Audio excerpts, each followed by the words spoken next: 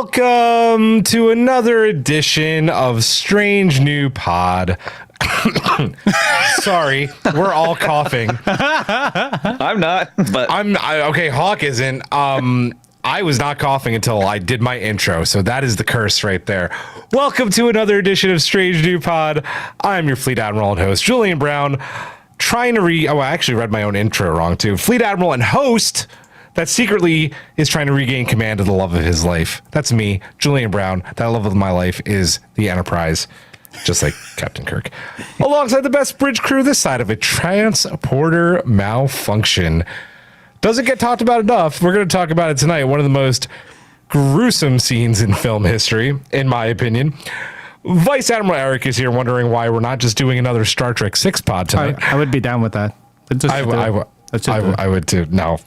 I mean, I would, but I think Hawk actually does want to talk about this movie. Okay. I think it's debatable. This is the second year in a row we tried to do it. We're finally here, so we're doing it.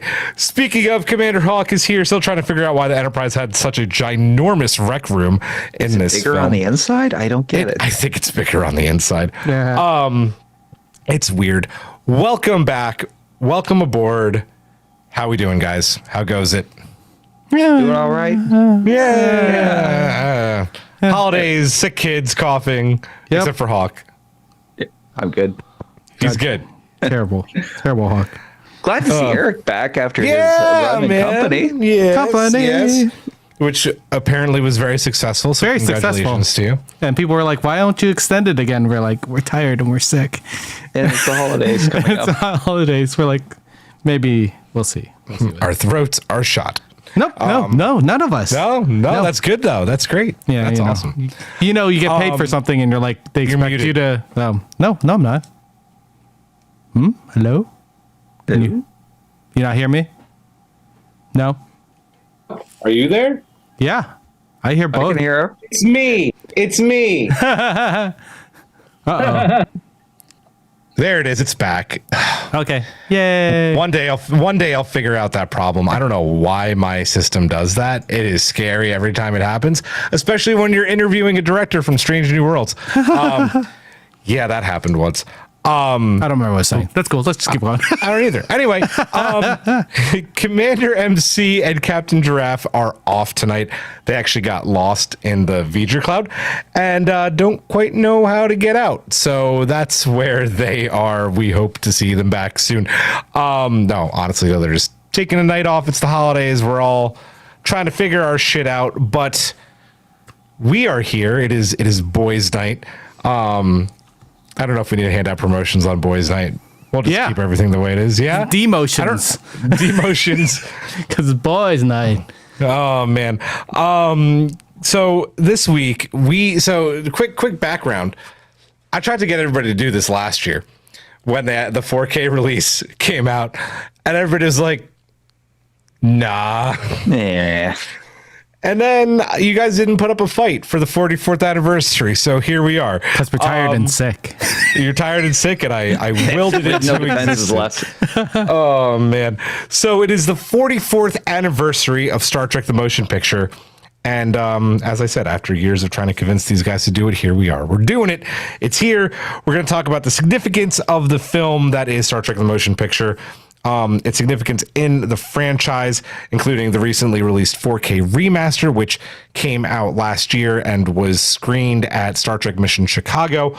The disastrous, maybe the dictionary definition of developmental hell of this film, challenges from the creative.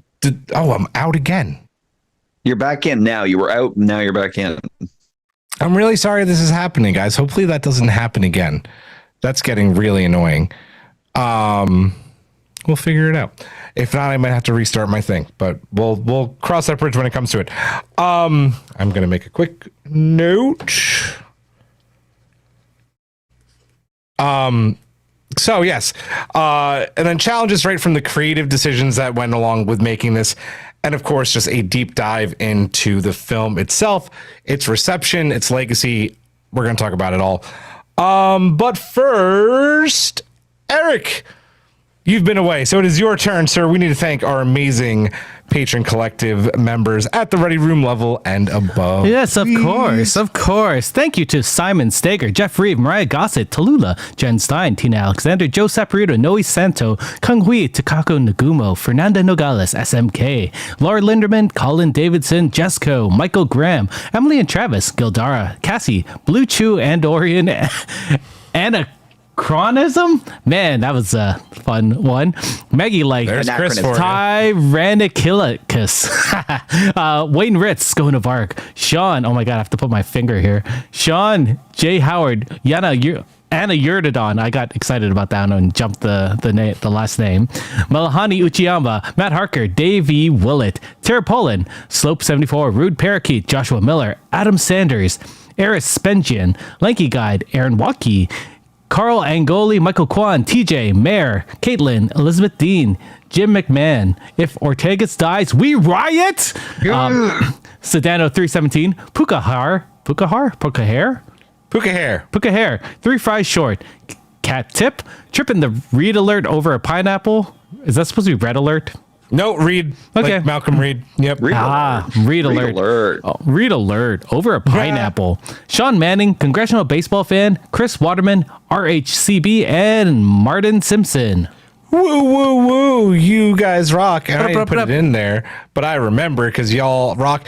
We have a new name for our executive producers. They are our Badmirals.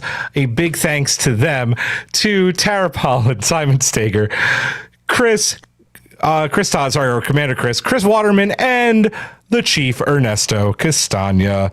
We love you guys. You help keep the lights on. Our Badmirals, indeed. They all agreed that Badmirals sounded awesome, so they are our Badmirals. I like it. News. Who wants to read our first bit of news? It's a big piece of news. It's pretty fucking awesome, in my opinion. Oh, I could do that. So we at the pod want to wish a big congrats to Strange New Worlds, Lower Decks, and Celia Rose Gooding on their Critics' Choice Award nominations, as well as Star Trek Picard on its 7. Count them 7. There are 7.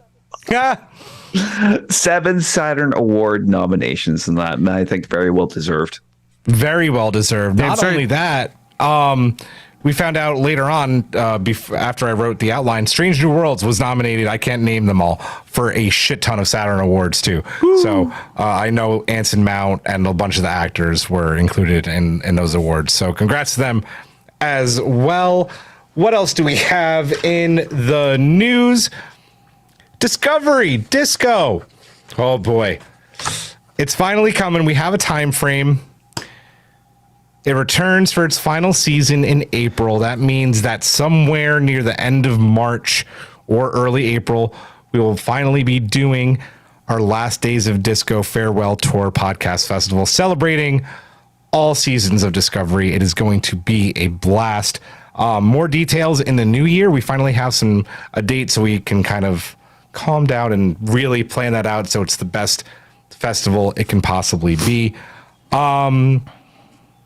Can't wait. That clip they showed was awesome too, of like the cloaked monsters. It was really cool. I didn't watch it. That was great. It was great. You know me. Awesome. I'm not gonna watch anything. You're not gonna watch anything. No, I love it. It's awesome. So much love in the chat for Disco. Speaking of our amazing YouTube collective, keep your comments and questions coming all night long. And speaking of collective, our patron collective, happy hour. I didn't forget about y'all. I just got too much going on to do it during the week. So happy hour this weekend. We could do it Friday, Saturday, or Sunday. Let us know. It'll be fun. Eric, what's going on with the end of year pin? It's coming. That's all I need you to say. It's actually sitting. No, I'm not going to show you guys. I'm so close. Don't show yet. Don't show yet. It says Strange New World Year 3 on it. That's all you get. Strange New Pod or Strange New Worlds? Pod.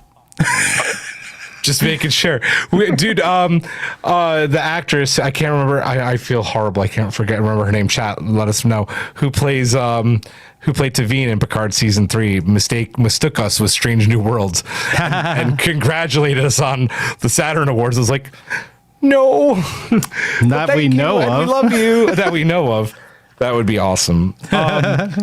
And then finally, Stephanie. That's right, Stephanie. I am not even going to try and pronounce her last name. She'll tell it when we eventually have her on the pod, because we want to have her on the pod.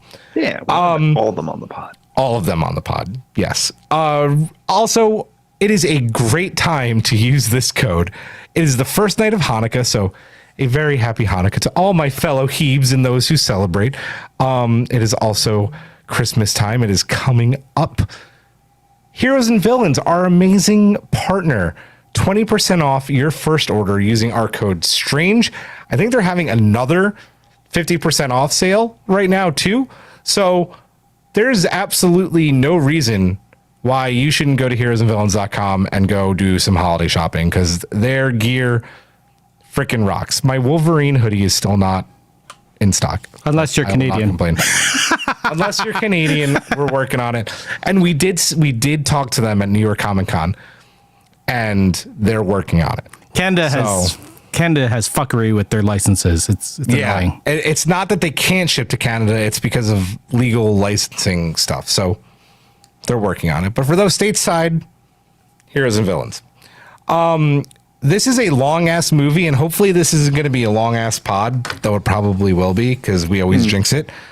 We're going to get right into it. It is unless anybody else has any news. Anybody else have any news? Look how cute this fucking Moopsie is. Oh my goodness gracious. What the I don't have the Moopsie button still. I really should get on that.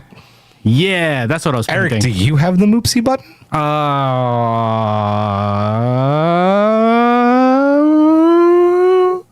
Ding, ding, ding, ding, ding, ding, ding. No. Damn it. The sixth woman Tara says, I'm wearing my Heroes and Villains fleece right now. That's what we like to hear. Hawk told me not to change my shirt. Otherwise, I was going to wear a Heroes and Villains shirt tonight, but he said it was too thought cute. it looked cute. Damn straight, wrong? that's cute. What is that? T-turtle, yeah. T-turtle, yeah. They're adorable.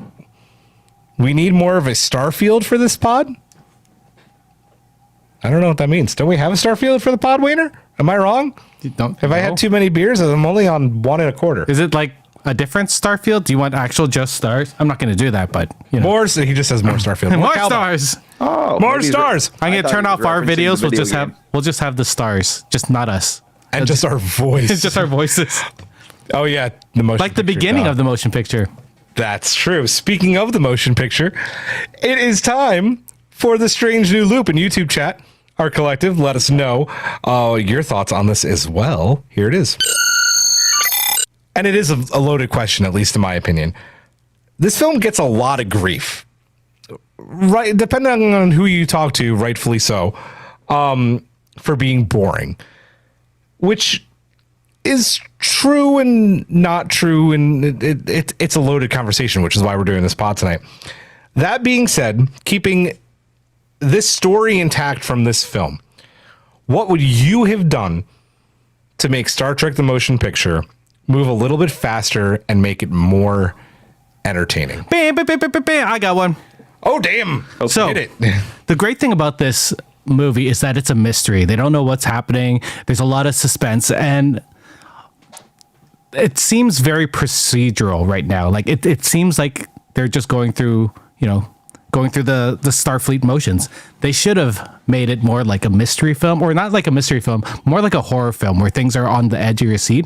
Imagine this in like an alien setting. Like it doesn't have to be scary, but it has to have that heightened suspense. Like shit is happening. Like that V'ger is destroying things as it goes along. Like that would be amazing. Yeah, so I would have. This film seems too cerebral at times, right? It feels like they're trying to be 2001, and they're not that. And if they're not Alien either, but if they wanted to play that up, I feel like that would have made it feel more, it would have felt more in motion. It's so funny that you're bringing that up now when right, we're in 2023 and Strange New Worlds with the finale this year has totally gone in that direction. Yeah. Yes. I mean, it doesn't have to go the horror way, but the suspense they built in that finale was amazing too. Yeah. Indeed. Hawk? I'm not quite sure. I did have an idea in that we're so focused in the film on the Enterprise and V'ger and that, and it's like if you really wanted to amp up the entertainment factor, there should have been like some sort of a third party involved in trying to figure out the mystery of V'ger, like maybe like another. We saw the Klingons at the beginning. Yeah, like, why didn't that just sort of ended there? Like, yeah, that was it. That was there was the Klingons, like total involvement of the film was just being like digitized by V'ger in the beginning. If they had made like kind of them as like a third party, like kind of like maybe like one of those rough team ups that Star Trek is known for, it's like the Uneasy Alliance, and that might have helped to bring up the tension and the entertainment factor a little more. But Eric, you were right on. Like you said, it was trying very, very hard to be 2001. I mean, it's hard because they're the other Star franchise, so they probably saw their opportunity to be like, we don't want to be Star Wars. We want to be as far away from Star Wars as we can. Which is really funny because they actually wanted to be Star Wars. Yeah. Well, they failed. We're gonna 2009 we're did gonna, that. We're gonna get into it so much. For me, like we're talking about the Klingons again. You cut like 2 minutes from that chase scene because it's just like too much, right? You cut a few minutes from that. Like I just think that this movie could have been edited down and maybe like a little bit more entertaining that way. They were veering slightly to the right for like 10 minutes. No, they were slightly to the right. Yeah. No. The evasive maneuver. Oh man. You do that. You maybe, I don't know if you cut down the Spock scene because that scene's actually very good. I don't know how much you cut away from the Enterprise. Like I actually, for all the shit it gets, like the Enterprise flyby is so epic. Like you're getting to see the beautiful first reef time for the first time. Like it deserves all that. But all the issues getting to V'ger, right? Like the wormhole scene could be cut. It could right? have. Really? I know that scene's in there to create the tension between Decker and Kirk, but there's 1,000 different ways to do that without like having a whole everything's wrong with our ship. Yeah. Let's make a wormhole because Kirk fucked up.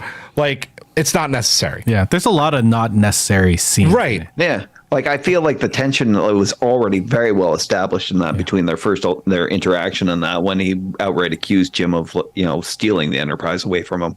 And what's better than walking to a room and then yelling at someone? Walking and yelling at the same time. Yeah. Right? Like go do it in the hallways while you're going on to do something. Take out the transporter scene. It's cool, but you don't need it. There's so many things that just like they waste by going and then doing something. Right. The transporter scene is unnecessary, even though it's cool. It's gruesome. You don't need like 3 minutes of Spock shuttle docking with the Enterprise, right? You don't need that. Another thing, you cut some of that. This movie's already maybe like 15 minutes shorter. And then you get to V'ger and you have all these flybys, which don't get me wrong, are absolutely gorgeous. But, I was talking about the jelly balls, which is the only thing I could describe them as. But the orange jelly balls during the fly through of V'ger. Oh, yeah. There's like a missed opportunity for those to like just come out of the thing and attack the Enterprise. Add a little bit of action to the movie. Because those things look really cool and they do nothing, right? So just everything with V'ger, everything with Ilea, and then maybe cut some of like, we don't need Ilea and Decker in the rec room. Like, this movie can be good if I say this about the Orville season 4. Like, it's a really good season of television, but he needed an editor. McFarlane needed an editor so bad. And with all the bullshit going around this film, like Robert Wise is a legendary director, but he also needed a better editor. And I think you edit this down and add a little bit more action, there's a good movie in here. So that's me. I don't even need action. I feel like if you made it move along faster, it would have been better. Like there's a lot of just idleness. Yeah, there's a lot of idleness. MC thinks that they should have added the monster maroons because the film was visually beige and the uniforms. I love the uniforms. I will stick up for the uniforms. PJ's forever. Colin, the yacht short sleeve that Kirk wears midway through the film is a mood. My favorite uniform. Colin says cut down all those scenes that take forever to get to where they're supposed to be. Also, he said that they should take away half the show and the captain of the ship, to which I say, how dare you? No. Add more. Just keep circling. Just keep circling. Did this actually need an intermission like Wise's West Side Story? The movie is only 2 hours and 16 minutes, but it feels like it's 3 hours and 16 minutes. So I would say, does it need an intermission? No, it just needed to be. Was there an intermission? I don't think in West Side Story. No, I meant in this. No, there was no intermission. Okay. No. Anything else from the Strange New Loop? Good. Let's get into pre-production and the revival of Star Trek as a film franchise. And we're going to start by talking about Gene Roddenberry. And it's not going to be good. So before we get into this, I guess I should say a disclaimer. There's no doubt that Star Trek wouldn't be here without Gene, and Gene did have a vision, and a lot of what Gene did dream up, like the Trek that we have today and the Trek that we had in the 90s, wouldn't be possible without, dare I say, Gene's vision. That being said, for the next 10 or 15 minutes, we are going to say a lot of bad things about Gene, and they are warranted, and they need to be talked about because this film almost didn't happen because of him. You can't talk about this. You can't talk about Trek really without Gene and drama, because there seems to be drama surrounding Gene whenever Trek is involved after TOS. The motion picture, the movie or series, depending on what year you were in, was in development all the way back in the 60s, going back and forth between a movie, right, as I said, and another television series. Gene wrote a bunch of scripts, right? One very much like Star Trek V. We're going to talk about that. But they all got rejected by Paramount because they were bad. Or Eric Eisner, who was not also a great character, was just poo-pooing on everything. At one point, he even tried to get a writing credit for this film. He took one of the, I think, Alan Dean Foster to court and was denied. Gene does not have a writing credit on the motion picture.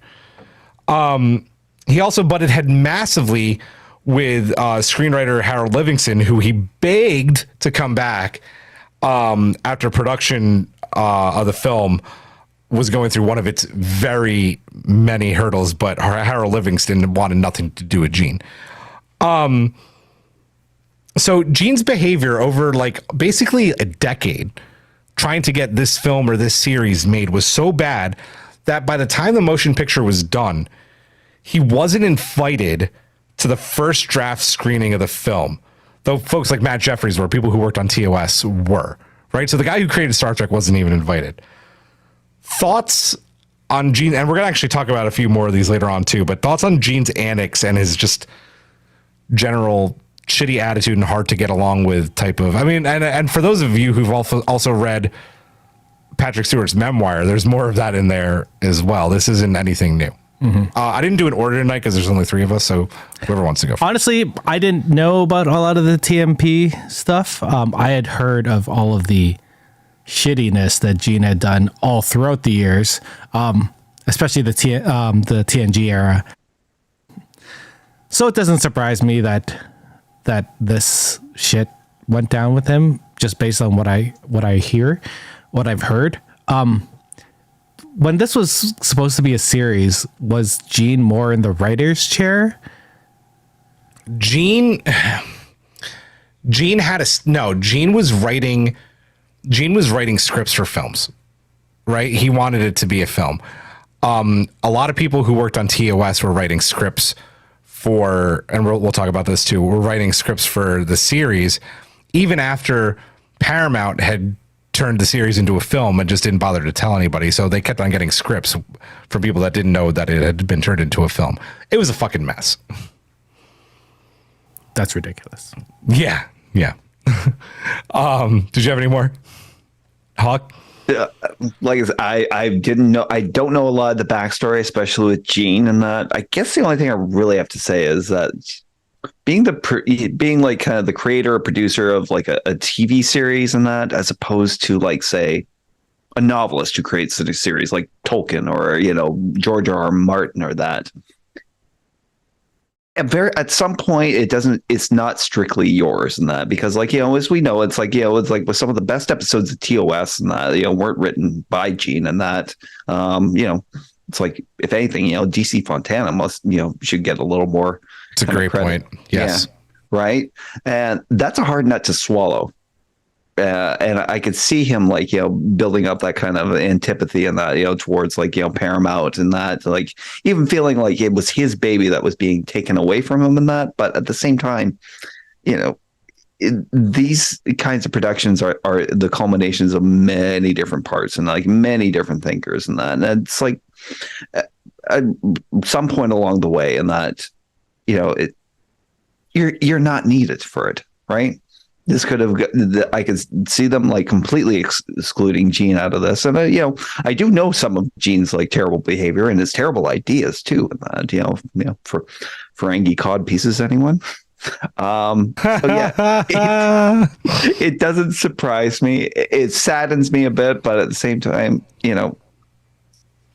you're not an auteur. You're not like a writer director. You're the guy who created the series. But at the same time, it's like there's a lot of people in that who help get that series. Kept that series on air for the 3 years that it did. And then beyond. Yeah. This is getting a little ahead, but I did want to read Pablo's comment because it is very accurate. Pablo wrote, I've heard on The Center Seat, which is a documentary, that the script was being rewritten while the film was actually being shot, and writers came down to the set with new pages at the same time. So pretty much accurate. Robert Wise signed on to direct this film, and something that Robert Wise normally would never, ever do. I actually stayed up late last night watching all the special features. And Robert Wise is like, I would have, if it was anything else, like I would never have done this. They were shooting without a script, without a third act, basically, without a third act. Like they did not know how to wrap up V'ger. Jerry Goldsmith was getting ready. And this is in November. Okay. This is in November before the film's supposed to be released in December. Jerry Goldsmith was getting cuts of the film with missing VFX, right? Because like they didn't have a script, so the VFX was late. So he had to like come up with the amazing fucking score for this film by imagining in his head what the scene looked like. Because all of a sudden, when he'd be composing the score, all of a sudden a black screen would come up and it would say "scene missing." That's amazing, because like it also reminds me of like if you guys watch the documentary Heart of Darkness about when like Coppola was making Apocalypse Now and that, he's just like, he didn't have an ending. He was like way over budget. He was going insane in the jungle and that, and didn't have an ending to his own movie. I mean, if you guys watch the documentary about, oh God, I can't believe I'm talking about this movie, the making of Rise of Skywalker, they did the same thing where they didn't have the script while they were filming. Like, I mean, also having that doesn't shock me. I know, right? The best was, I'm not going to talk about it because I fucking hate them. Having a composer have like VFX shots missing is fine, but when there are complete scenes missing, like they're just like, I don't know what's going to happen here, but something, that's ridiculous. Yeah. Wow. Yeah. This is just the beginning of this mess, folks. So wait. So what you're telling me is that J.J. Abrams could have learned from the motion picture and didn't. And didn't. It's fine. It's fine. Everything's fine. Everything's fine. Yeah, everything's great. For those that don't know, for the new folks, I know we have a few new folks in the chat. We are not lovers of Rise of Skywalker on this pod. No. We choose not to talk about it. It doesn't exist. Listen, I think we are some of the most ungatekeepy people in the world, but when it comes to that movie, I'll let my hate flow through me a little bit. But this is a Star Trek: The Motion Picture podcast. So moving on, what is pretty common knowledge now is that the motion picture was actually greenlit as Star Trek Phase 2 and was announced at like Star Trek conventions. This is going to be the new Star Trek series. Sets were built. They ended up becoming the motion picture sets, but sets were built. People were cast. Screen testings were done. Phase 2 was months away from happening. Alan Dean Foster, who is credited with the story of this film, right? He wrote a treatment for the pilot that was actually oversaw by Isaac Asimov because the studio wanted a second opinion about the tone because this movie has a lot of religious and scientific tones, and they were very about it. And that was also going to be the pilot for Phase 2. Between Paramount having what would have been its, I guess, fourth network television station canceled by, I think it was not MGM, but it was one of the, I was reading about it last night. I should have put it in the notes, but I didn't. But it was one of the bigger companies. They basically didn't, they might have been the parent company of Paramount at that point. They canceled the network. And then, as Eric was mentioning earlier, the success of both Star Wars and Close Encounters of the Third Kind, Paramount halted production on Phase 2, and the series was like ready. Like, as I said, there were scripts coming in for this. Like, it was ready to go. And that's because they were like, holy shit, these movies are massive. We need to do a movie. So Harold Livingston was brought in. He wrote the screenplay. Going back to Gene. Gene wrote a second draft that was, you guessed it, turned down. Because it was, and it was said to have taken a massive step backwards. And by December 1st of, I believe, 1978, the motion picture, or 77, 78, one of those, TMP was in production.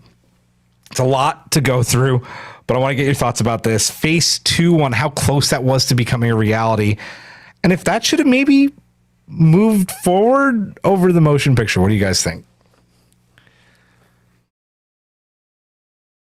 Like, I'm going to say no on that because, like, I don't think at the time they would have been able to handle that. From what I've read about Phase 2, they were talking about going back in time to when they first met each other, the main characters, if that's true. How does that make sense? They're going to be older. No, Phase 2 was going to be a continuation of TOS. Okay. Oh, okay. Yeah. Yeah. I'm still going to say no on that because I don't think at the time network television was ready for something like that. I mean, Battlestar was on at that time. They would have had to compete with that. And, like, I don't know.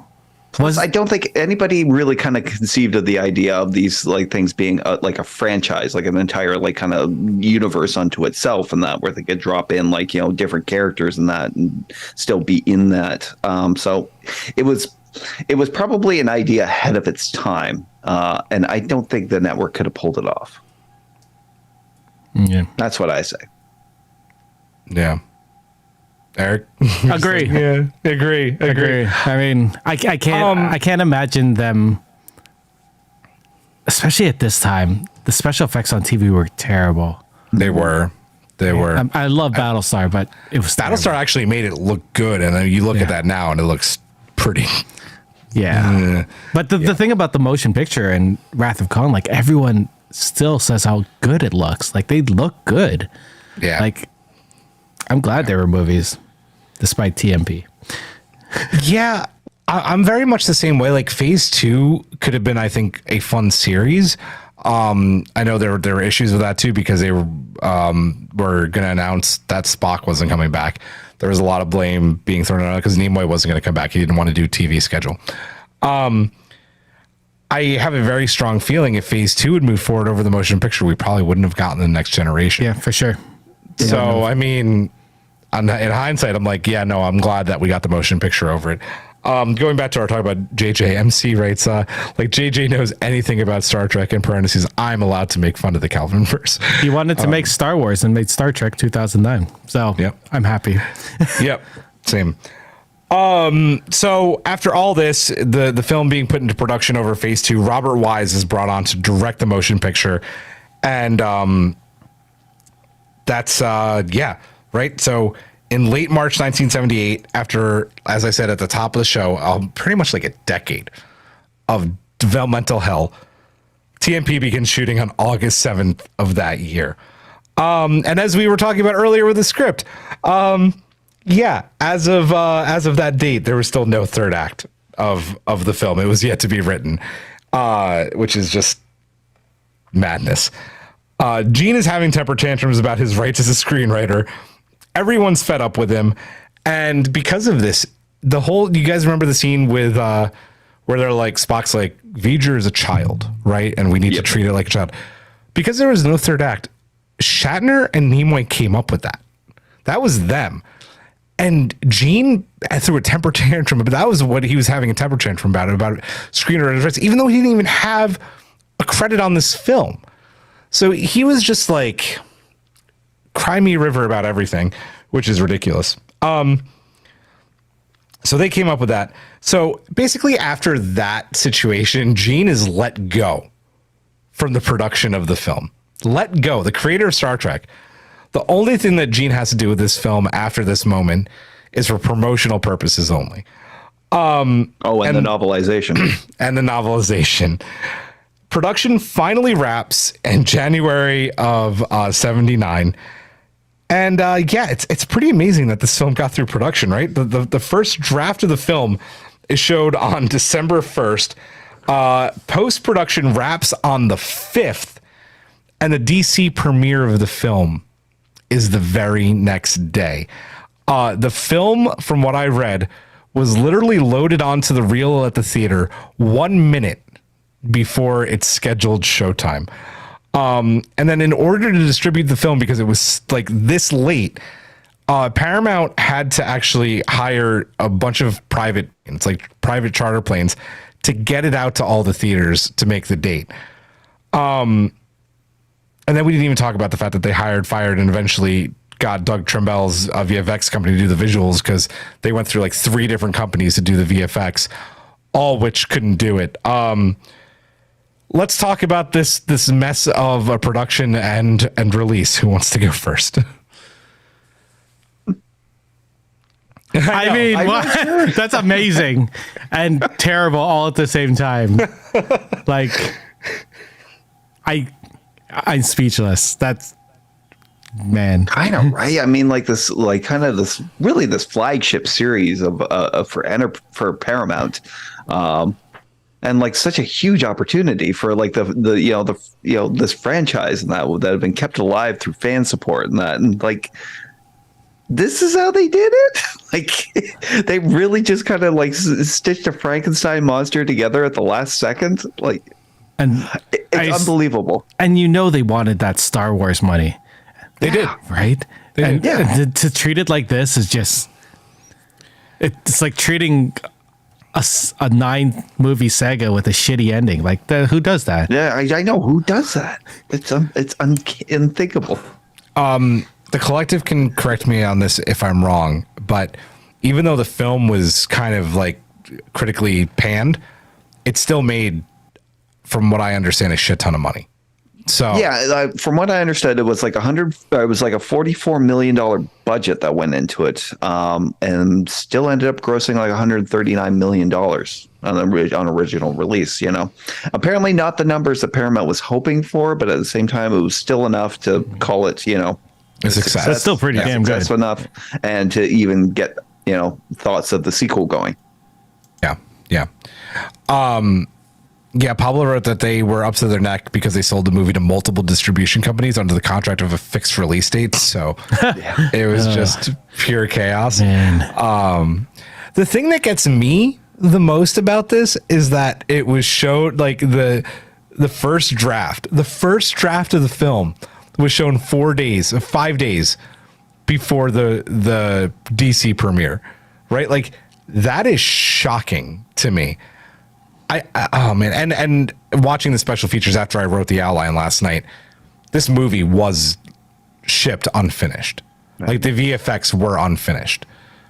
So I believe it. I mean, like, 4 days for your first rough draft, and that, it's like, did they even sleep at that point? Because, like, we're talking about like editors in the actual physical bay and like manipulating like reels of tape and that. It's not like today with Final Cut and that. Yeah. No, yeah. They were, Tara writes, maybe the whole movie is a first draft. I mean, it is, until you watch the director's edition, which really is, like, Robert Wise was so thrilled to come back and like make the movie that he finish the movie, that he wanted to be released. So I've never talked about a production before that had this many issues. This is all wild to me. Like reading, like I was saying to these guys off mic before we started recording tonight, like you could go on the Memory Alpha. So by the way, thank you to Memory Alpha for having all of this information. I was saying to these guys, you could take all the information about this film and do a whole documentary about the nightmare of it, right? Because all the promotional material about the motion picture is very like building the film up and, you know, turning a negative into a positive. I would love to see that documentary because the information is all there. It's wild. It's wild. Should we get into it? Should we review this one? Should we deep dive it? Post-production be gone. MC writes Chaos on the Bridge 2, the motion picture. I like the title. Guys, why don't we make it? Let's do it. Yeah. I think there's a few people alive who still worked on this. We can get to talk about it. Let's get into Act 1, the V'ger mystery unfold. You missed the best part of the movie. Well, I was getting there. It's not in the outline, but as we were talking about earlier, this movie is unique that it has an overture, which a lot of old films used to do. And it's one of my favorite parts. I know it's one of Eric's favorite parts, the overture. What do you think?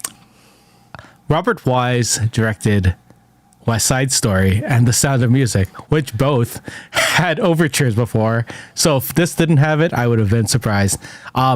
There's having it in front of Star Trek gives it this grand scale that I don't think I ever really appreciated before, you know, watching this again as an older person. Because if you just listen to the music and just watch the Starfield, you get a sense of the whole film just from this orchestral suite, and that's amazing to do. Like mad props to the music, right? And as much as I associate that theme with TNG, hearing it in this film doesn't make me think of those characters. It's weird. It's so weird to think that. I loved it. It's one of my favorite things. It's one of my favorite things. It is my favorite thing of this movie. Let me rephrase it. Hawk, what do you think about the overture? Yeah, I literally was not sure what it was, and that I was like, I off mic, I was asking you guys, and what was with the 3 minutes of like just stars and music and that? And it's like, okay, now I know what an overture is. Now that I know what it is, I actually appreciate it more, especially, you know, considering like it's Robert Wise, and as Eric said, like, you know, 2 greatest musicals of all time, pretty much. West Side Story, Sound of Music. So yeah, looking back on it, I do appreciate it a lot more now. Yes, like the theme music, like Jerry Goldsmith is like, if there was nothing else was right about this film, at least Jerry Goldsmith was like so right for the movie. To give us a theme song that pretty much like you hear it, and you don't just think of TNG and that. You really, when you hear that theme music and that, it's like, you know, it represents Star Trek as a whole. It does. Yeah. It's so interesting going and like hearing Jerry speak about this film, right? Because he did an interview about it in 2001. Yes, it's Robert Wise, but Jerry also really wanted to do the overture for this, which I think is awesome. I was saying this in the watch along last night. Like this and his score for First Contact are not only 2 of the 2 best Star Trek scores, but they're 2 of Jerry Goldsmith's best scores, period. The overture is pretty much comprised of Ilia's theme, right? The love theme of the movie. And it is probably my top 5 favorite themes of music ever. Like not just Star Trek, ever. There is something so grandiose about it. There's something so beautiful. There's something so solemn about it. Like it has all of these different feelings like associated with it, from the strings to the harp to just everything. Going from that theme to then bum bum bum bum bum bum bum bum is just like such an incredible way to start a movie. And even from a young age, when I saw the overture and then it going into the credits, I'm like, wow, this is spectacle. And And the last thing I'll say about this is they were talking about the score, and they said that this is very much a score for the movie Paramount wanted to release but didn't get, which is really funny, right? Because it is such an epic score for such a not too epic movie. Yeah. Let's talk about the film opening after the credits, right? The mysterious and ominous cloud entity threatening Earth, which we'll later find out is V'ger. And the Klingons are very much like, just like in Subspace Rhapsody, fuck it, let's blow it up, right? Because that's what we do. Thoughts on the Klingon opening? And also, speaking of Jerry Goldsmith, the introduction of the Klingon theme. Yes. Amazing. This is also the first time we see this iteration of Klingons, right? Yes, this is basically, this would set the standard for Klingons from here on out. It's such a great, I shit upon the slightly moving to the right as they get away, but as a kid watching this film, you're just like, fuck, this is so epic, especially with the music going. Oh, it's such a good opening, a little bit long, but still damn good. It's not one of my favorites, but it is such an iconic way to open a film. Not having the Enterprise and having this threat that's, threatening the pretty much the big bad of the original series. So to see them just get taken out, that was awesome. Yeah. Same. And it's like the opening is amazing. And especially from what they kind of learned from movies like 2001 and Star Wars before it, and that is like the camera panning over these ships and that to kind of give you that sense of measure and that, you see them in the original series and that, and it's like, you never get a sense of the scale on that, like zooming in on the very top, the head of the ship and that, and it's like, there's a command bay. It's like, look how big that ship is, that at least is one of the things, the great lessons they took from other sci-fi that they obviously did influence along the way. And that ILM did this, did they not? I'm pretty sure. No, ILM did not do this. This is the one. Doug Trembell's VFX company that did it. Yeah. Wait a minute. Was ILM Studios like a thing like that? It was because Star Wars had already come out, and I think that was even called ILM when it was made for ILM. Yeah. I just didn't realize it was them for this. Yeah, I didn't realize they were a production studio that would work on other companies or other movies. They had, especially with Spielberg. I was just, the effects, the techniques they use for the ships is so very. They probably just took it from ILM. Like ILM was the standard at that point, so they were probably just like, "This is what we got to do." That's what we're gonna do. Well, I know that it was either Trembell or some of the model makers, because they wanted to take the model of the D7 or is it the Cora class? I know there's the Katinga and the D7 look very alike, but I think this is the D7/Cora, and they wanted to take the model from TOS and just use it in this film, and they're like, no, this is a feature film. Mm-hmm. We need to put details into these things. That being said, when you watch the original cut of this film, this sequence looks not great, right? And at least in my opinion, but not great compared to old. I guess, yeah, to old Star Trek before the special effects got updated. I guess I'm just spoiled now with the 4K release because it just looks so incredible. Like Hawk, like you were saying, the sheer scale of how big these ships were from the bridge to then when they're firing photon torpedoes, you could see all the details from inside the torpedo chamber. Mm-hmm. They blew me away with this specific part of the remaster. And it still is just a little long, but a really cool way to open a film. And I think in 2001, didn't Robert Weiss also re-up the special effects when he did the director's cut? Yeah, so seeing the original version is just going to be hard anyway. Yeah, true. I saw a comment that I wanted to read. Where did it go? There's so many. The chat is hopping for Star Trek: The Motion Picture. I love the Overture. Clouds have no honor. That's true. Oh, yeah. So this also introduced Mark Leonard as a Klingon. He was the Klingon captain in this, which officially made him the only Trek actor so far to this day who has played a character of each major villain in Star Trek, a Romulan, not villain, but alien race. Mm-hmm.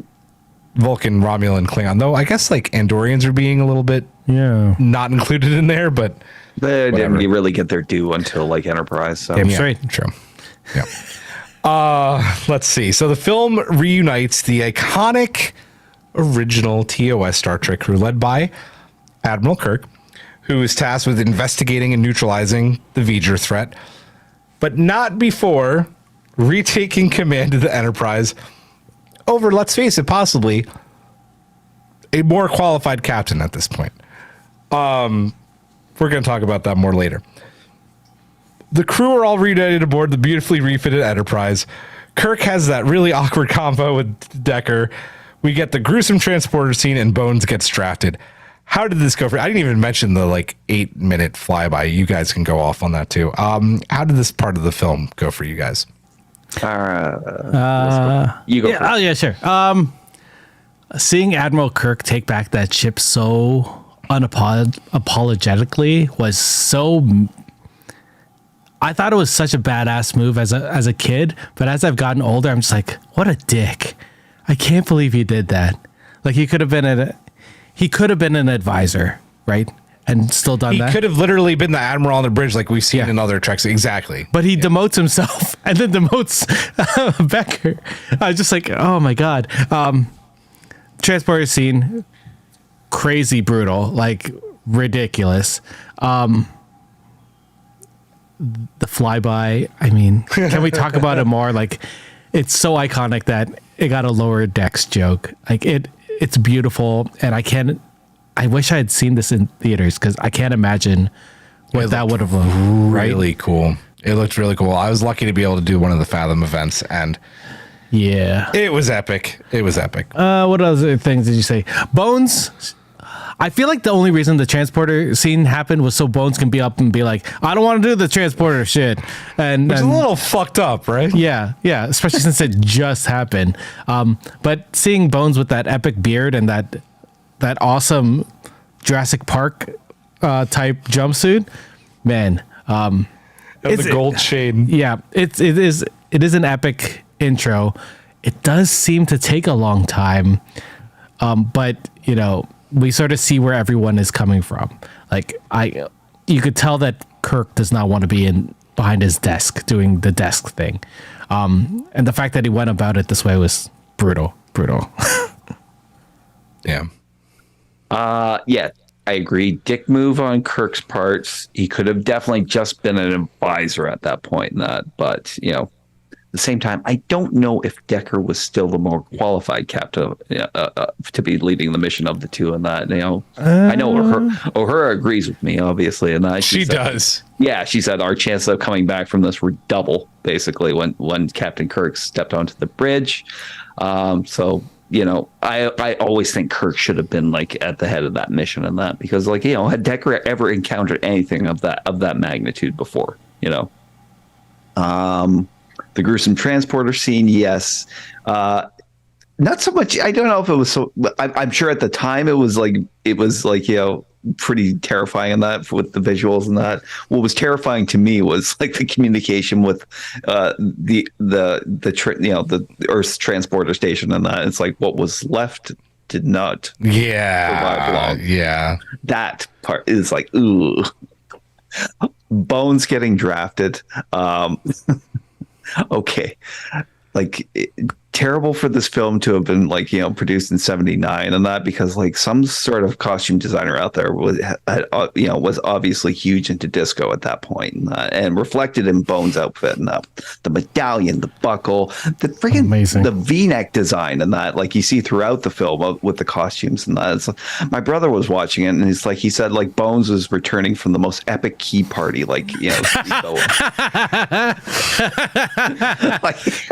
and Bones would totally do that too. I want to know what the hell is going on. So Tara was talking about this a lot last night, to which she says the whole country was into disco at that point. I love disco, not so much the fashion of it but I can really see this movie taking its cues from society that it was in at the time. So, other than that, like, it's Bones. He came back crusty as hell in that, and we love him. Yeah. Very much with what Eric said, like, yeah, as a kid, you watch this movie, you're like, oh yeah, Kirk's taking command of the Enterprise. Cool. That's awesome. But also, wow, no, I'm with Eric. Like, I think the Enterprise gets to V'ger faster if Decker's still in command of the ship. By the way, we're not saying good things about the actor who's a piece of shit. We're saying good things about the character. So we have the character, not the dude right now. But yeah, the dude had been working nonstop for 18 months on basically turning the Enterprise into a brand new ship, even though it's still the same ship. This Enterprise is very much a like Ship of Theseus moment. Is it really the same ship? I don't think so. But it is. He does know it better. So if he's in command, the transporter incident probably doesn't happen. The wormhole definitely doesn't happen. They get everything working on time, which means that they get to V'ger quicker. And you still have Admiral Kirk in a advisory like, hey, dude, I'm a little bit out of my element. What's your take on this? And you ask him for advice. Yeah, it's a dick move. I then again, a horrible actor. So I guess we bit a bullet, or didn't bite a bullet. We dodged a bullet. Horrible person, horrible actor. Yes. Oh yeah. Thank you. Horrible person. Yeah. Let's talk about, keep talking about this, right? The first act showing us this tension between the two, right? Because Decker does definitely have a better handle on the refit Enterprise, as shown during that wormhole scene. But did we need this much confrontation between the two of them throughout the film?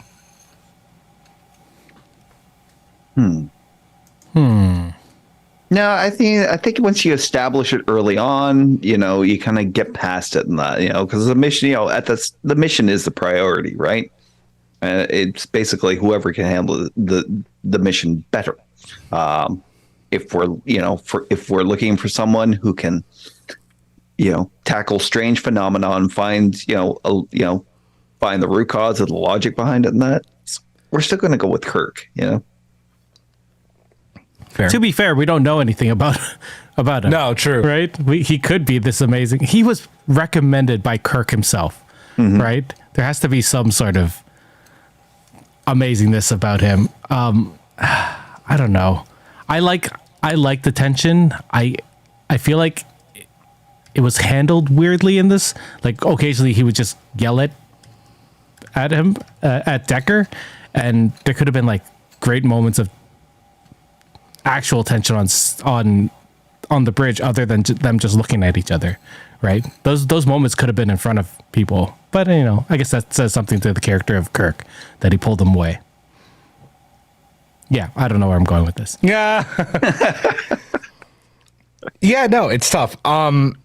Yeah, I do like that line though that Kirk like eventually is it quit fighting with me, Decker, or something along those lines. Like I thought it was like kind of like the culmination of it is very good. And I think actually after that line happens is when they actually start working together better. So that's good. Let's move into Act 2. We're moving a lot faster than this movie did to seek out new life. The second act takes us just on, again, like I think it is very important to say this movie may have been what it is, but you cannot take away the fact that it is just a visually stunning journey, right? The second act through the heart of V'ger, it's Cloud, and then the actual ship, which I think we can all agree is still really what's talked about to this day, right? Is the visual aspect of this film, not the story aspect of this film.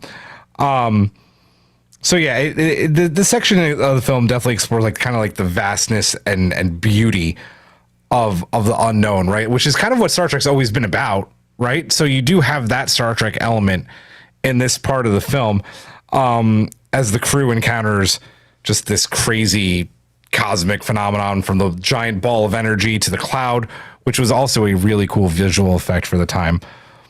What did you guys think about this journey through the heart of V'ger? It's visually very stunning. It really invokes 2001. like that whole sequence of them traveling forward through it. But despite how amazing it looked, the thing that really gets me about this journey is the V'ger sound. It's the blaster, was it the blaster bolt, the blaster beam? The blaster beam. Blaster beam. That they created for this movie, because it's so iconic and such a good visual cue for this. Like, and it gives this otherworldliness that also seems so familiar, and you don't know why. And the fact that they have these giant piano strings or giant metal strings, whatever they are, it's like a crazy looking thing. They showed pictures of it or video of it being like worked in the special features. It's really cool, and that's an amazing thing to do with this. Like, you have an instrument that, you know, is basically a giant piano getting hammered, but they manipulate it, sort of like what happens to V'ger, right? It takes something familiar and then they just sort of went to this amazing thing. I love the sound design in this movie. It's incredible. The sound design, the visual design is all just like top notch. Yeah. For all the complaints about the film and that, you know, the entire concept of V'ger and what they did with it visually, you know, everything in that, it was always kind of stunning to me in that, you know. The whole thing about like the Enterprise going in and that, it's like there is definitely a metaphor in there, and most likely it's you know, has to do with Jonah and the whale. Not something like, you know, it's being swallowed up by something so immense that you know, and you can't even understand it. This was always, you know, what I loved about the film, and that, like, you know, growing up. And what was my next one? Sorry, I lost track of my thoughts there. This is where the audience first thinks, why does God need a spaceship? A starship. But I mean, like, V'ger as a concept in that, like, it's you know, they approach it as an enemy, but they don't really know that it's an enemy. It's the unknown in that, you know, and that's basically like that's Star Trek's forte. Was always about the unknown and that, and this was a great way of kind of visually and representing it. In particular, like, you know, with Spock in the film and his connection to it, you know, which is like, I found that probably the best character development in 100%. Sure. In the whole movie. And that was Spock's like just need to know what was at the center of this, because it was really tearing him apart. Tearing him apart from his own life, and that, you know, he was there trying to do his culinary ceremony and that, but he was like too distracted by like the, you know, sensing this consciousness all the way out in space. You know, and the visual representation was great, especially when you realize that, like, you know, it's like V'ger wasn't destroying any of those things. V'ger was just digitizing everything it came along in encounters. Those Klingon ships. Say, I was going to say this. Was damn it. Assimilating. Oh, no, I was going something else. Things. I was going to say that he's uploading him to the cloud. Oh, God damn it. Get off my bridge.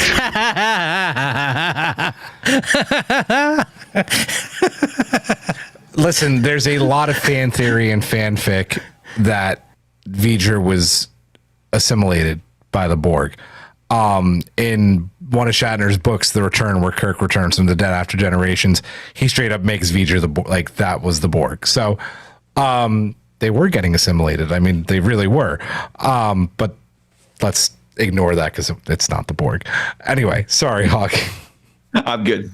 You're good. I don't have a lot to talk about specifically about this, because my memories of watching this as a kid were like the parts where, listen, as a kid I was bored. Like I'll straight up say it. Like, this is not an entertaining film for children. I didn't have like the same love and appreciation for visual effects and artists as I do now. Watching it now, and especially what they did with the remaster, it's fucking incredible.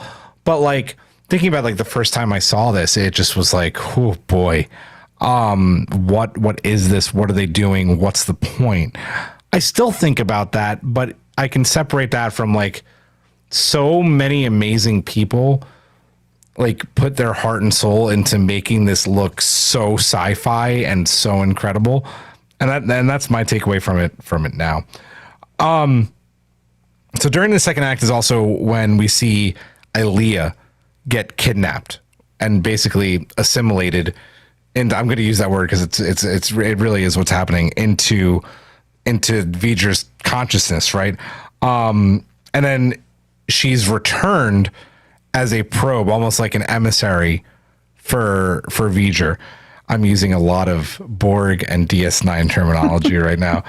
And that also sets up like the tension and romance between her and Decker. We won't talk about my celibacy record is on file like bullshit because gross. Why? Thoughts on this plot of Ilea and Decker, and Ilea coming back as this almost like emissary for V'ger. It's crazy. Like, it was such a cool concept to have someone that obviously was loved by the crew and to be returned as a shell of a person. Like, it was crazy to see. Even now, like, as a kid, you're like, holy shit, that's crazy. But even now, you're like, oh, that must be heartbreaking, especially for someone like Decker, who, you know, knew her more so than the rest. Oh man, like it, and then I don't even know where to go from that, because it is where like the ending happens because it's someone that Decker loves. Like, I'm gonna air quote that, because they don't really show much of a romance throughout the whole movie. But it's strong enough that he leaves this realm to, you know, go to the next or whatever, right? I think if we had seen more between those two characters, I feel like I would have connected a little bit more, or it would have been more heartbreaking. But, you know, that also takes away from the pace of the movie, and this movie already had pace issues, so yeah. I agree. She was such a fascinating concept for a character in that. And plus, she had like this like kind of striking visual look, you know, with like that clean shaven bald head and that. And she was like way before Sinead O'Connor. But also when they get down to the examination, to like, you know, when she, you know, they convince her to go to sick bay and that, and it's like, you know, finding out that the atoms that she's made up with are actually little microcircuitry and gears and that, just made to replicate the shape, you know. And I still was not assimilated. She wasn't assimilated. She was digitized. And I know. And then made a 3D copy of that by the V'ger, you know. And, you know, the whole vocal thing, they had an association with her in that, where they kind of, every time she's speaking through V'ger's voice and that, the voice is affected and that, kind of put through that kind of tinny effect and that. And then, like, when she's remembering Ilea's memories and that, and her connections with other people and that, you can hear her real voice come back. Mm-hmm. Great sound design. Yeah. Are you saying that she's 3D printed? Is that what you're saying, Hawk? I'm saying she is 3D. She was 3D printed. Yeah. Before replicators. Crazy. Mm-hmm. Before replicators. Yep. That was a Stargate reference, right? No, it was the Star Trek I mean, one. like actual replicators. Oh yeah, before replicators. Yeah. Oh duh. Wow. Because the replicators in Stargate did that too. Yes, true. Yes, it was both. I referenced both. Yeah. I feel like not being a Stargate fan has really kind of limited me on this show. You really should go through all of Stargate sometime, Hawk. Watch The Pride of Canada. Watch it. Joel in chat writes, Persis Kambata was amazing, and she was incredible in this film. She really was. And that's what I took away from it, right? Like, her performance throughout this was just it's a shame it had to end there, right? Like, Agreed. And it's just she would have been a really cool character, and she was signed on for phase 2. Like, that's another thing. Like, this was a character that was going to be on phase 2. It's a shame that it was a one and done, because she would have been really cool to explore. And to be fair, it is straight up said that Will and Deanna were very much based off of Decker and Ilea. You can see it, right? Yeah. Like that little meeting in the hallway and that, you know, it's like, if you had asked me to, I would have from that. Yeah. So you get it, but it's still not like the same actor, right? So it's, I loved it. And we're going to obviously talk about the ending, but just like, even though I talked about earlier in the pod that like they could have cut down on some of this, if you do, you like that ending of the film doesn't hit as hard. So it's like, let's talk about the beginning of the film again, right? Because we didn't talk about Spock, and at the beginning of him going through Kolinar, he's about to purge all emotion forever, and hears the V'ger like, right? Like it's calling to him. Which is why the Kolinar ceremony is abruptly stopped, and he joins the crew midway through, because this is eating at him. He feels V'ger calling to him, and he needs to see this through. So during the second act, we get Spock disobeying orders, I think nerve pinching a security guard, and taking a flight suit out and flying through the cloud, which, again, does it make a lot of sense? No. Is it a really awesome visual effect and just visually beautiful scene? Yes.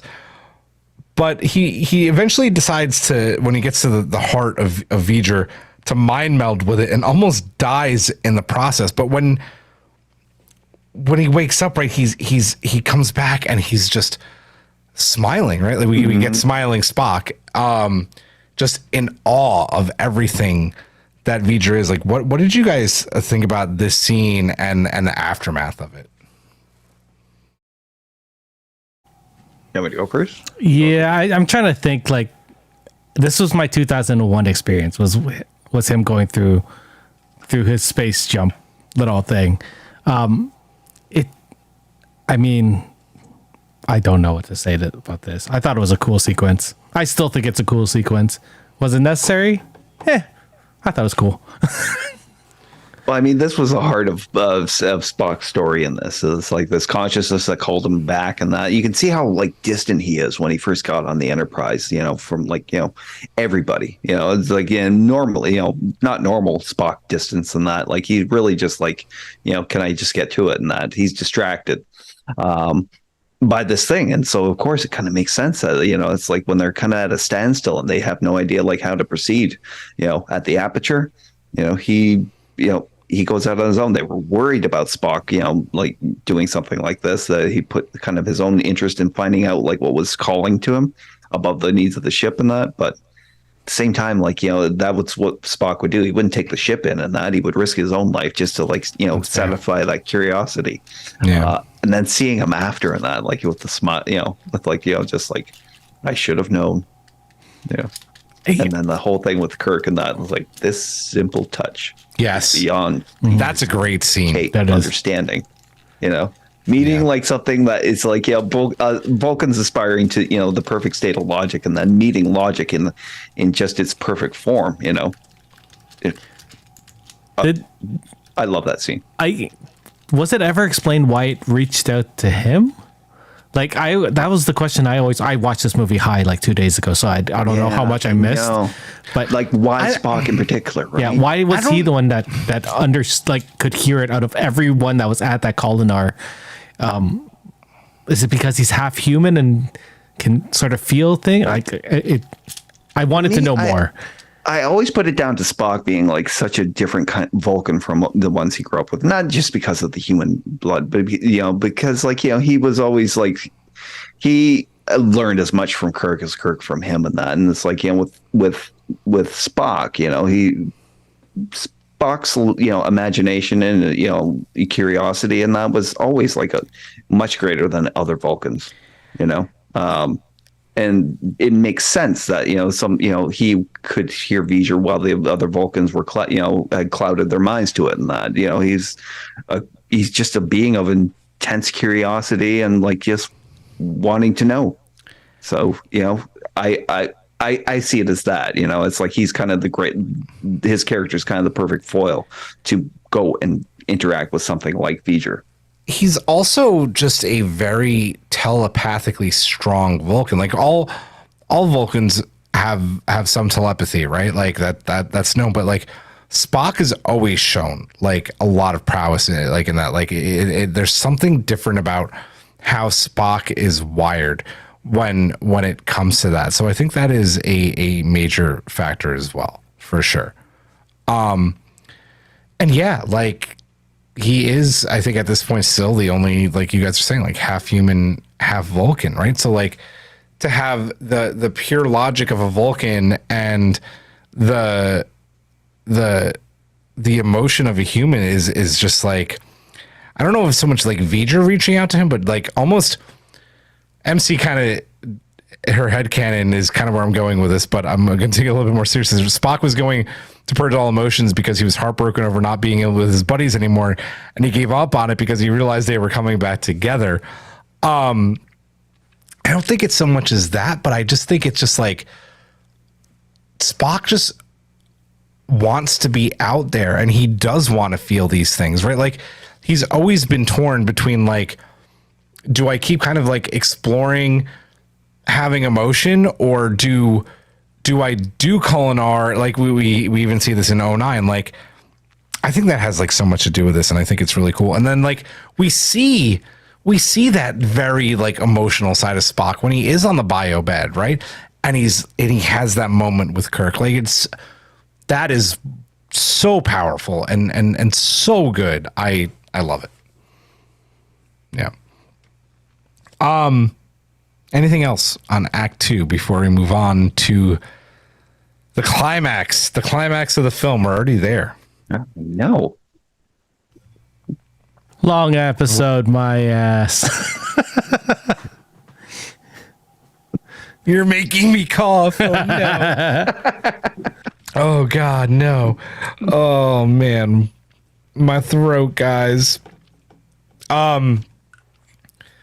Climax is the right word. We were joking during the watch along right now as Spock is going through it that one of the orifices that he penetrates looks like a vagina, and it does look like an anus. Thank you, because I was getting there, and Tara says, I always thought it was an asshole. So asshole, vagina, it's all very sexual. Either way, Spock penetrates it all. This is what happens when the girls aren't around. Anyway, Act 3, the Voyager 6 probe. The true nature of V'ger is revealed, right? As Kirk, Spock, Bones, and Decker head to its core. By the way, we're cutting a lot of this 2 hours and 16 that we didn't talk about the whole pretty cool part of the movie where they're like V'ger is a child. You've seen the movie. Yes. So Kirk, Spock, Bones, and Decker head to its core. By the way, speaking of VFX, I don't know if you guys saw the original cut of this film ever. I mean, Hawk, you saw this in theaters, right? No. Me, no, definitely not. No, you didn't see it in theaters. A few people in Colin D. Yeah, Colin D. did. Yeah.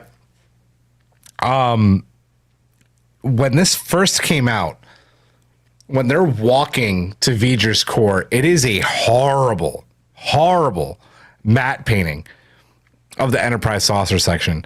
They finally made it a visual effect in this, and it looks so clean. Thank God. So they head to the core. Excuse me. One day I will not cough anymore. And Kirk does his little wipey off thing and says Voyager 6. So the whole climax of the motion picture leads to a confrontation that kind of just, it transcends and delves into both like the physical and the metaphysical, with Decker and Ilea, like them merging. It's all very like that. And it also goes to like a lot of like current things that we're talking about right now with AI, right? Because it really kind of explores this connection. Like the film explores this connection with, between V'ger and humanity, and then the evolution of artificial intelligence. Like New York Times just released an article saying that artificial intelligence is speeding by regulators, right? Like it can't keep up. Mm-hmm. And I mean, V'ger is a great example of like a space probe all of a sudden becoming so much more than just that. It's incredible. Thoughts about the end of this film and kind of its themes back in the 70s and how that kind of very much almost relates to what's happening now. It's crazy to think about the Voyager program because they only did 2, right? There's only 2 Voyager deep space probes, and the last one only 2. Yep. And the last one was 1977. So when they're writing this film, they're probably like this. It was a very successful mission by all accounts. Like they kept on, getting lots of information. So you assume this would be something that they would keep on doing. And the fact that we send so many things out into space and we hope that it comes back. And like it the possibilities of what can happen because of how much shit we throw into space is crazy. We have a field of garbage around our planet. Like that's just what it is. Like we have dead satellites and all this other crap just still floating out there, and the repercussions of it, we don't really think about it. At least normal people don't. So the fact that we get to imagine what can happen if we did lose something, and then someone was like, "Oh, just send their shit back to them. See what happens." And we have to deal with the repercussions. Like there's a lot of us doing stuff without thinking. And then Star Trek always brings us back to, you know what, maybe we should be thinking about this. Even like most of the films, it's about us just repeating stupid shit over and over, and us maybe learning from it. Who knows?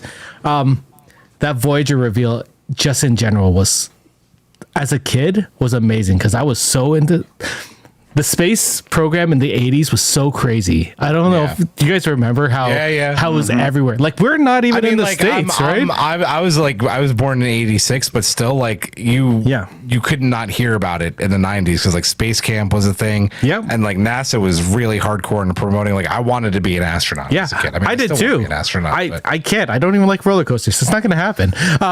But like I remember, Hawk, you probably remember this when we were kids in the 80s in school. When they announced the Canada arm, that was nuts for Canadian kids. We're like, oh my God, we're part of the space program, even though we'd been there the whole time. Like, we're just getting our due for it at that point. Yeah. Where was I going with this? I don't even remember. Voyager 6 reveal. Yeah. So seeing that and being like, oh, this is part of NASA. Like it's connecting us to that time. What a great. And I know they didn't write it at that time, or maybe they had an idea. That's what blows my brain when you said that they didn't write the ending of this. How? I don't understand how they got to this amazing. Okay, but to be fair, I mean, they could have just said it's amazing, this, but it's also it's amazing, but it's also completely fucking wild and bonkers and out there and makes zero sense. But it works. I love the idea that the deep space missions were to gather information for us to learn. Yeah. And the fact that this just kept on doing it so that it could return home with all this data. Oh man, that's such a cool idea. That it's such uploading the cloud. Yeah. What else are we talking about? The idea AI. I mean, this is something that we've been dealing with for years. And I was talking to someone who had the vote for during the actors strike, right? They recently just ratified the contract. Yeah. But they're talking about how, so much of the protections aren't there in that contract that they have right now. But what they have right now is what will save them moving forward. Like there are certain protections that we can. Yeah. Like mostly because we don't know what's going to happen moving with AI. And this is at this moment at 10:58 p.m. on this Thursday. This is the shittiest that AI is going to be moving forward. Like a minute now, like it's already better. Like that's insane to think that we don't even know where this is headed. We don't. And it could go to this. It could go to future. Fuck. Who knows? Skynet. Go Hawk. I'm sad.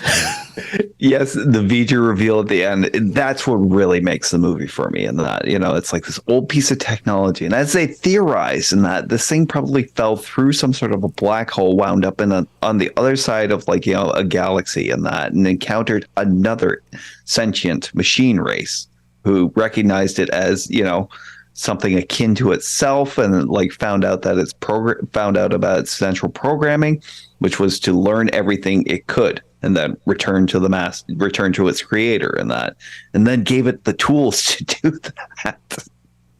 I mean, I love the whole concept. It was only a theory in that, but it was like when you hear that, it was like it's a little mind blowing.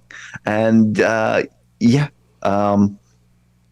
far as the AI and the judging it by AI today, and that it's like it makes sense. You look at Ilea, who was like a kind of perfect copy of a human, You know, She of what really was an originally- AI too, right? Like, She was in that, but what was she? You know, what was V'ger lacking, and what was she lacking? It was the touch, the spark from the creator in that. You know, You mean adding the robot to the human or to the biological together? Mate, I love this Borg thing that you guys are saying. you know, It's so good. I was about to say by your command. oh, even better. you can see it. Like these machines can copy, learn everything on that, but it's like they're still missing that component in that. It's like that spark of life, whatever it is that makes us us. You know, and you know, not just like, you know, machine components. You know, that's what V'ger was trying to get at. That's what AI is trying to get at. And you know, I can see it, and like all the product of AI, I look at, you can see it. It's a good imitation in that, but it's still But there's no lacks. soul, right? There's no soul behind Yeah. it. Whatever you call it, you know, a soul, a consciousness, and that it's merely like kind of, you know, it's almost like it's parroting back at us, and that it can only parrot back what it knows, and that, you know, it's like to be able to make that next leap and to create.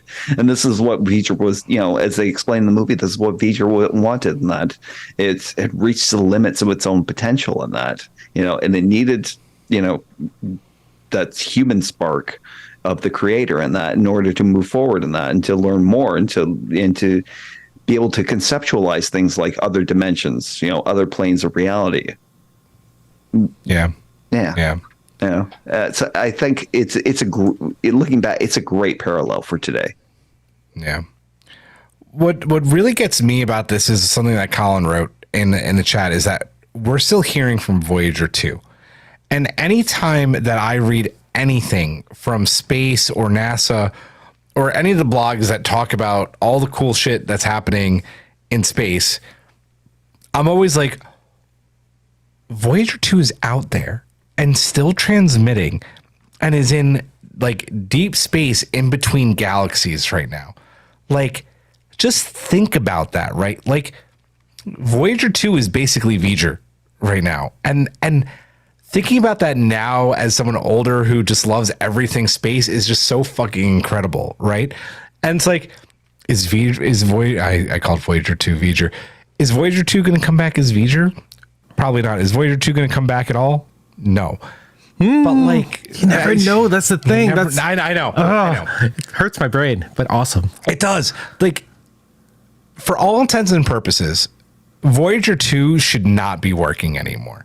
The fact that we're still getting data and just contact with it blows my mind. And it's so cool that with all the bullshit that went into making this movie, that this, and of course I didn't appreciate this as a kid, but like you appreciate it now, this is what they came up with, right?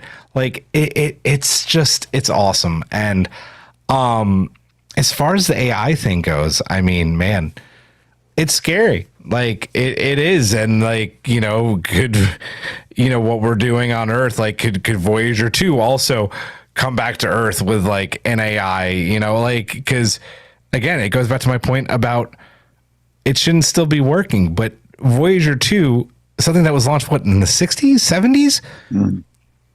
Has evolved to be able to like still transmit. Like something is going on in that circuitry, right?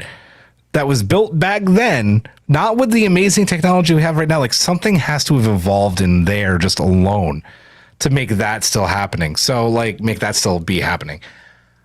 Like, how is it power supply still going on it? Like, it's just so cool. I don't really know where to go with this other than like the connections are just awesome, and it's a really cool way to end an otherwise very boring film. You know what really blows my? I'm gonna go back to Voyager 2 because I love the idea of this. Is the moment Voyager sends data to us is like years, like it's been years. Like when we got that message in, what was it? July? Was July the last time we got something concrete from them? I feel like it's July.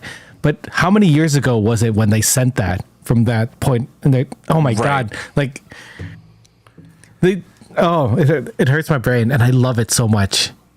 Yeah, I love space. Yeah. What's scary is thinking about like what they could do with our current state of AI and that, and sending out new like probes and Voyagers and that. If you want, you want to send out a probe and that can learn everything it can and that, then yeah, it's like we're at that point with our, with software and hardware and that like we can send a real intelligent learning machine out into deep space. And even just the technological leaps, like look at the James Webb telescope as opposed to the Hubble telescope, and that's about the same distance away of time. Like, and that technology is way, way better. Like, yeah. I want to read Joel's comment here, right? Because it's true, but I also want to disagree with a little bit, right? A lot of engineers make sure that Voyager is working. It didn't do it on its own. They're shutting stuff off and still sending it programming updates, which is true. That is 100% true.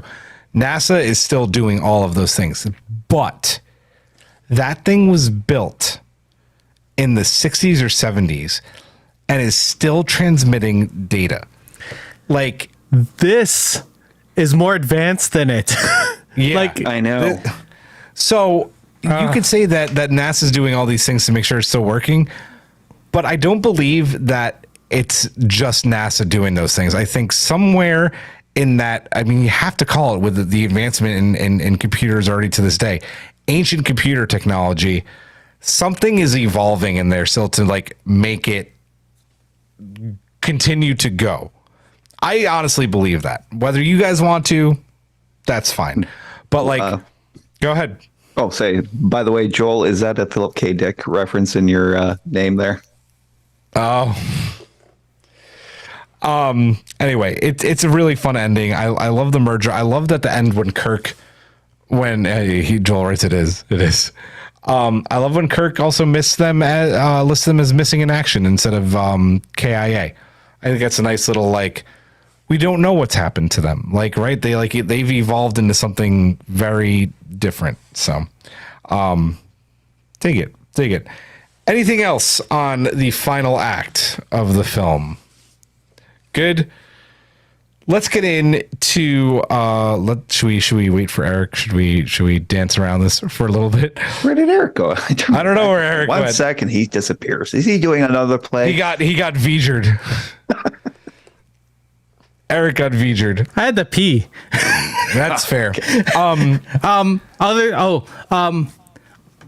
Just I love the ending. The classic, let's see where we're going to go. I love that was started in this film and that they kept doing it for films to come. Like that's the classy. Yeah. Classy way. Yeah. Yeah. Like that.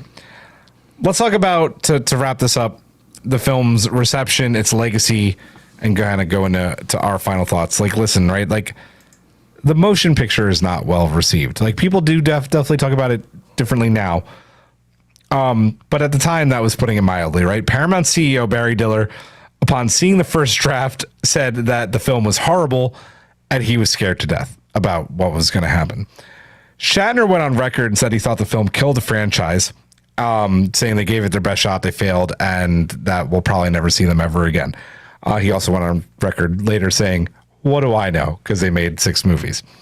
And then Nimoy's thoughts on the film were pretty much echoed by Trekkies at the time. The film's pace was way too slow, and it didn't feel like Star Trek, and the characters didn't feel like the Star Trek characters that they had portrayed on the original series.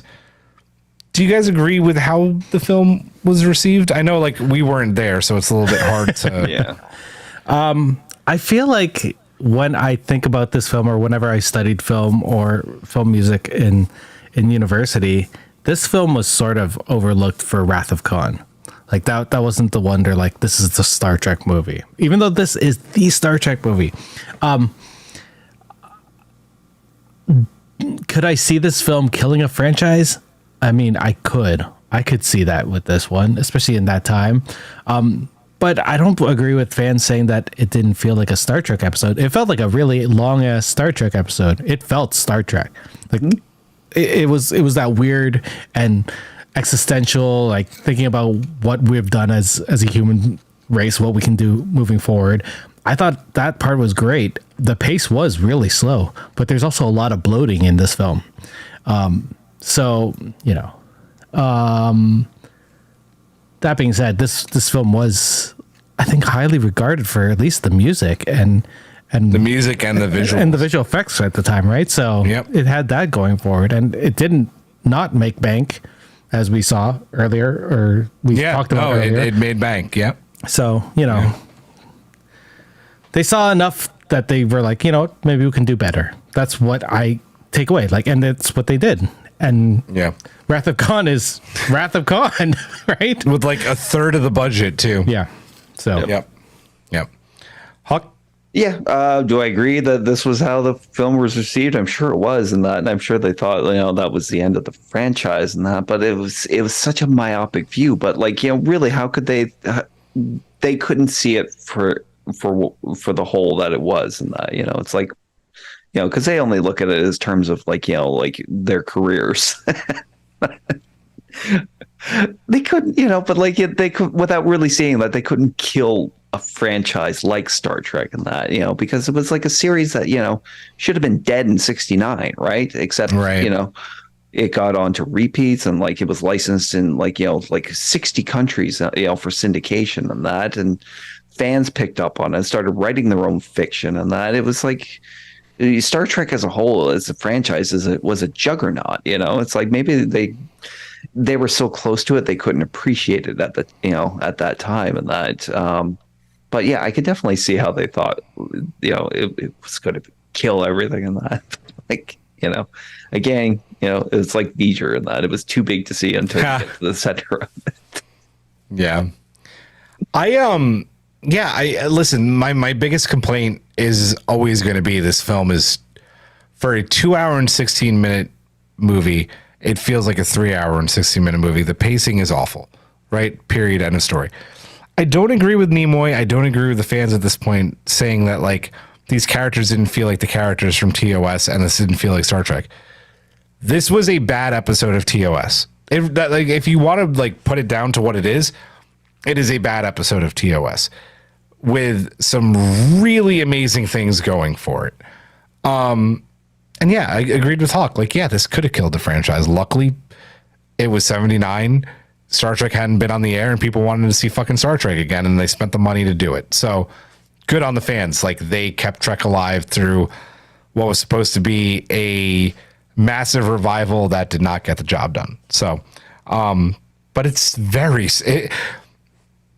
I would almost say this film is the definition of Star Trek, right? Like, to seek out new life and new civilizations. Like, this movie did that. It's insane. It's awesome. So speaking about the past, let's talk about the future and well, really the present. The film's seen a bit of a revival, right? With the beautiful 4K remaster of Robert Wise's director's edition, which I know from both before watching the special features, going to the panel about this remaster at Mission Chicago, he was very proud to have been able to go and do, right? Like, Robert Wise was not happy with the finished product. So to go and be able to finish it 20 years later and then not be here to see the 4K remaster 20 years after that, but still have it done. It's just a really cool thing that have happened, and not only have the film be remastered, but have Jerry Goldsmith's score go through a complete remaster as well. So 44 years removed from the film's premiere, looking better than ever with some enhanced visuals, with some CGI in there, which really does help the film. Does it have a better legacy than when it did when it first premiered? I mean, should answer. I mean, you can dress up a piece of poo as much as you want, but it's still a piece of poo. That being said, the special effects are great. I love what they did, and they did that thing where they took TOS and they digitally enhanced it, but not made it look like it's out of place. That's what they did with this. Like, they just made it look. It doesn't look like fucking the special edition of Star Wars where you're just like, okay, that's weird, random edition here. Like, they made it feel like Star Trek. What they did with the score was amazing. Like, it sounds so good, and the sound design in this whole this whole version of this movie, like, it was still really mastered for stereo, even in 2001 when Robert Wise did the director's cut DVD. So to hear this done in what is 7.2? It was Atmos. This is an Atmos It's track. Atmos. Yeah. Incredible. Like, it sounds incredible. They did so. What it felt like is that they got a bunch of people that love Star Trek to be like, let's polish this turd up. And that's Yeah. what they did. It's a nice polished turd now. I appreciate it. Hawk. Carrying on from what Eric was trying to say, I think that the polish they added, like, later on, helped to accentuate what was already good within it. Yes. That's the way I like to look at it. I mean, like, from myself, I'm looking at, like, back when, like, the prequels for Star Wars came out, it's like I was less than impressed when I saw them in that, Agreed. It's like, but when you but remove from, give like 20, 25 years and that, like, after that, like, an entire generation grew up, like, with those films as their Star Wars and that. Yeah. So I'll fight anybody that says Revenge of the Sith is a bad film. Just saying. I know. Yeah. like People that will movie, defend that film to the death. That's the movie I test surround sound with. It's such oh my God. Speaking of films that sound amazing. Yeah.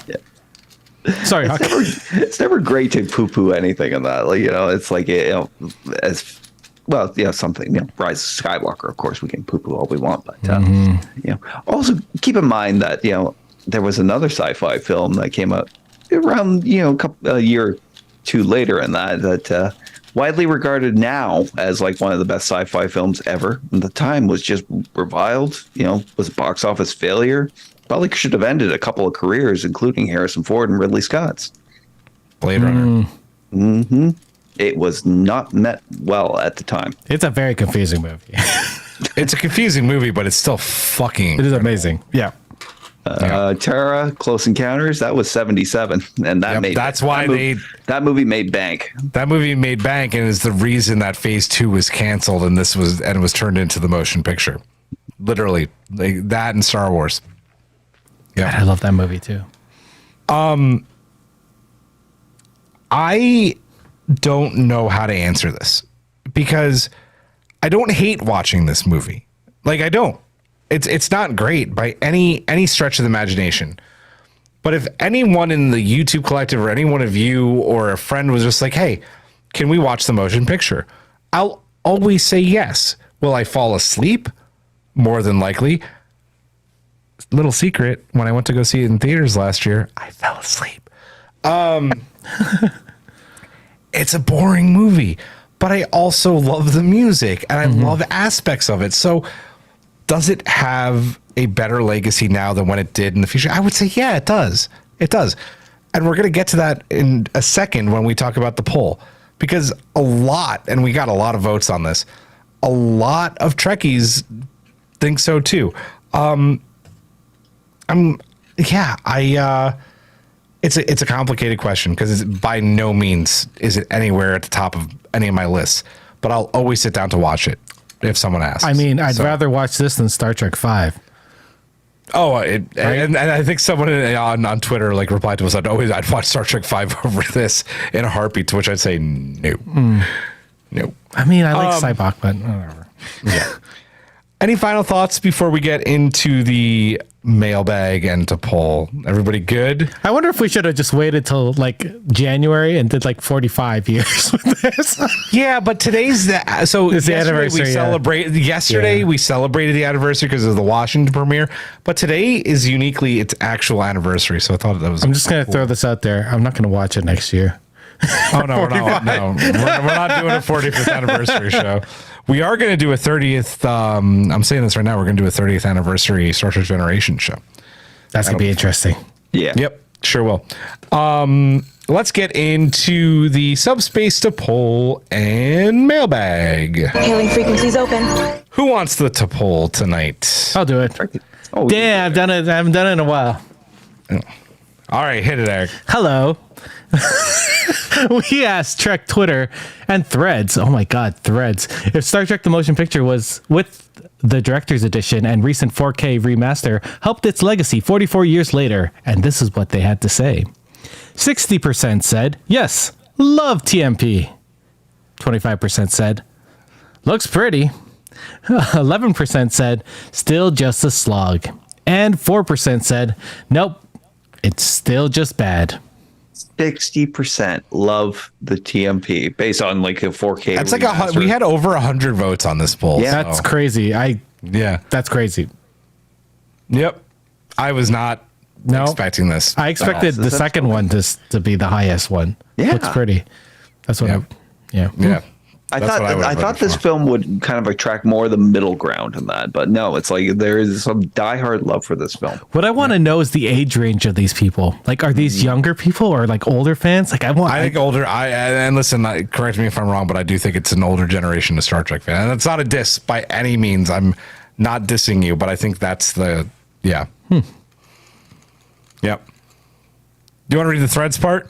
Oh, you should. I didn't realize that was the second one. And at the times of this writing, it's a 24-hour poll on Threads, so I couldn't stop it. So as of when we wrote this, 50% said love, 13% said pretty, 25% said slug, and 13% said just mad. So even on Threads, which is definitely a younger crowd. Yeah. So wild. Yeah. Let's keep going. You did the poll. So, Hawk, can you take Wayner's mailbag, please? Absolutely. Wayner wrote, the 4K version definitely breathed new life into the film. I saw it when it came out in theaters and didn't like it. And I've watched it randomly over years because Star Trek. The 4K version looks so amazing, I had to get the Blu-ray. I don't think it improves the storyline very much, but it is beautiful to watch.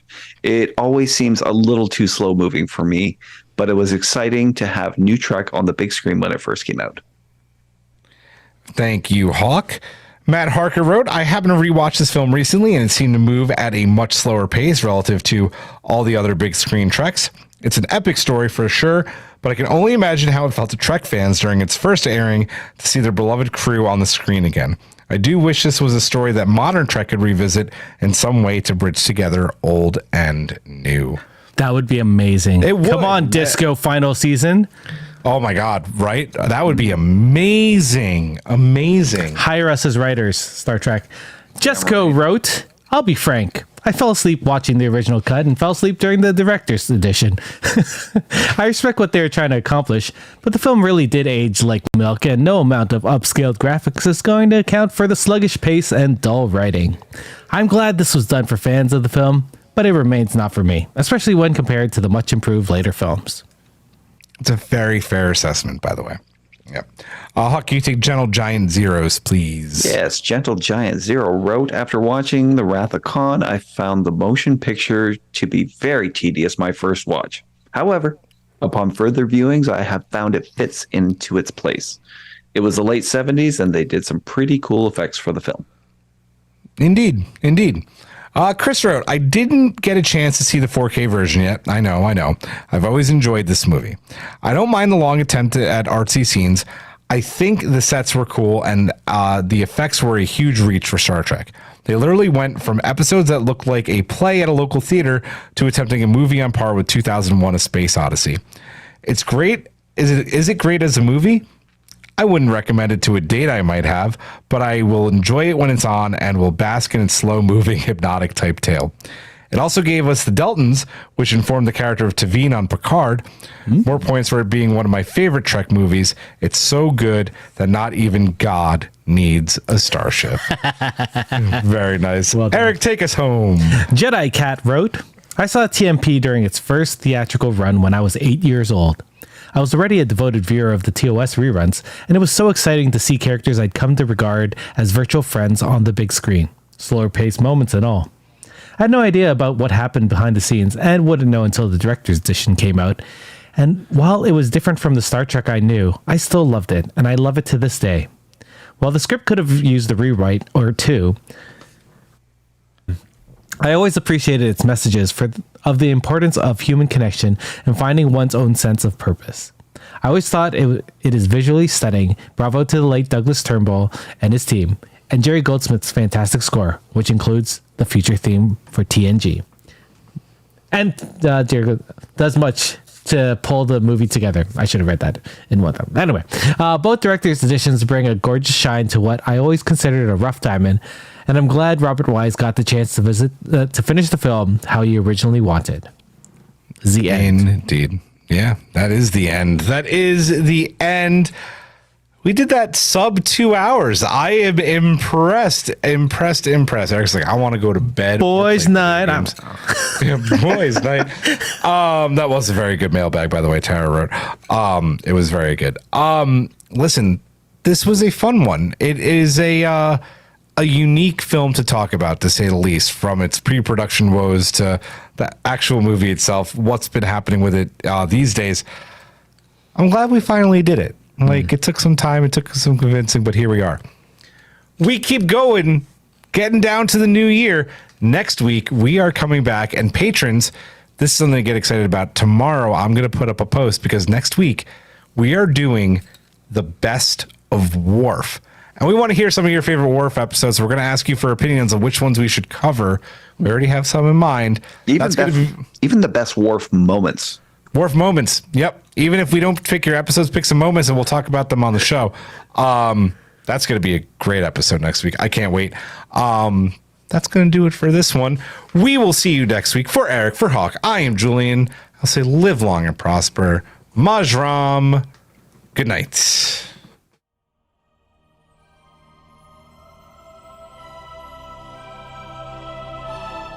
Thanks for beaming into our podcast today.